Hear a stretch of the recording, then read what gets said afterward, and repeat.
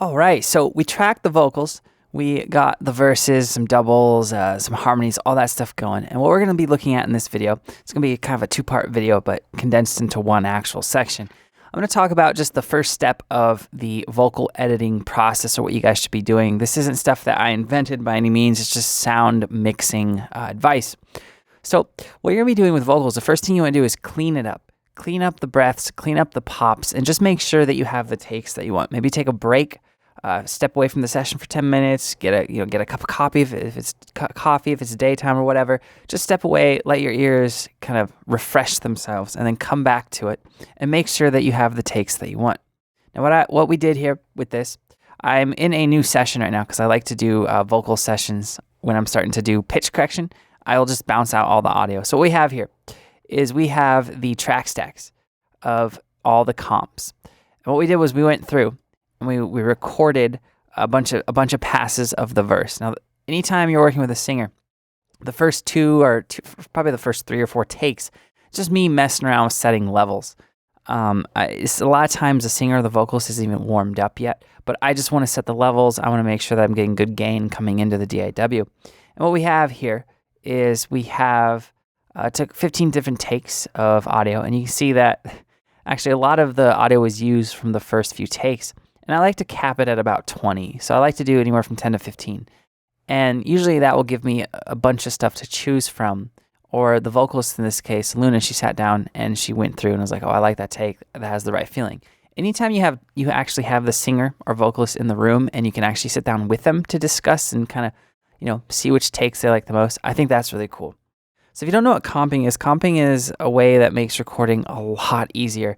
Basically, you just put a section of your track on loop and I'll record. I can actually show it to you on my voice right now. So if you don't know what comping is or how it works, it's like this in every DAW, so watch. I'm going to make a quick 2-bar loop. I'm going to hit record.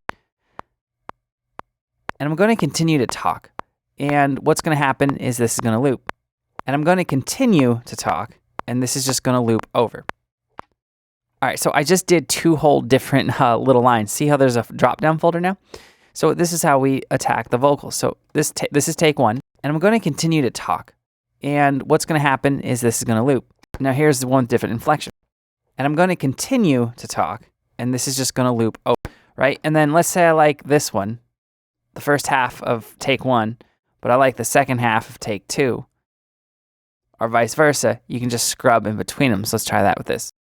And I'm going to continue to, and this is just going to loop over. Right now it doesn't work because I didn't do the same phrase, but when you're singing the same phrase, over and over, that's one of the best ways to get a bunch of takes without having to have the vocalist kind of kill their voice and sing the whole verse, a million different times just to get one part right or one, improve upon one element.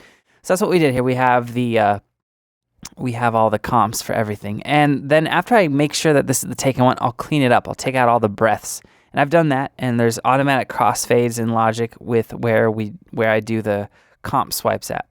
Then the next thing I'll do is once it's the take that I want, I will then load up Melodyne 4 on the track. And what you do is you hit transfer and then hit play a little bit before the playhead reaches the initial clip of audio, and it transfers it right into Melodyne. Now, Melodyne's pretty good at reading scales and deciding if it's melodic content or if it's polyphonic or percussive.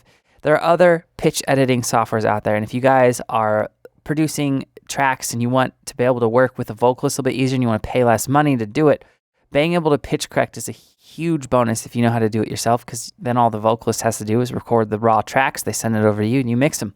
So it can save you some time, not necessarily time, but it can save you money in the long run. So what we have here is basically it's just a bunch of blobs that represent the notes that Luna sang. And Melodyne makes it really easy. Once you set your key, the song's in E minor, it won't allow you, it'll allow you to, you can turn it off, but you see the notes in gray right here, like D sharp. That's not in the key, so you know what notes are supposed to be where, which is really nice. So then you just go through with your pitch tool. Sometimes you have to move some notes around, but I've already done that. I've went through and I have pitch corrected all of the vocals for the track.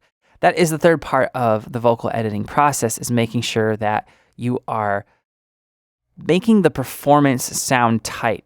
Now, I'm not a huge proponent in pitch correcting everything. I know some people will literally pitch correct the life out of the vocalist or the track. And I don't like doing that, and I'm glad that music is getting further and further away from that. There was a time period in 2008, 2010 where everything was borderline auto-tuned.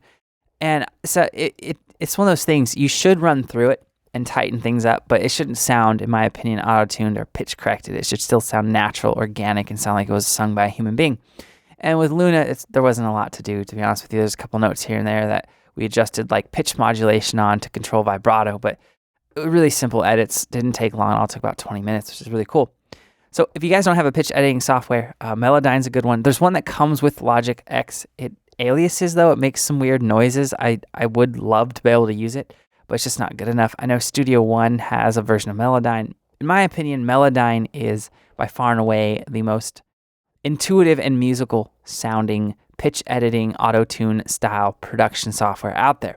All right, guys, so I'm going to bounce all of these comps that are pitch corrected back into the session that we were looking at before we were tracking vocals. And we're going to start to mix these vocals. I'll see you there.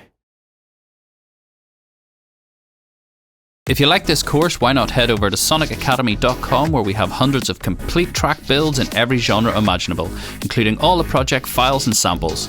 You'll also find tutorials on plugins and synths, mixing and mastering, over 250 tech tips, artist interviews, along with our award-winning plugins, samples and preset packs.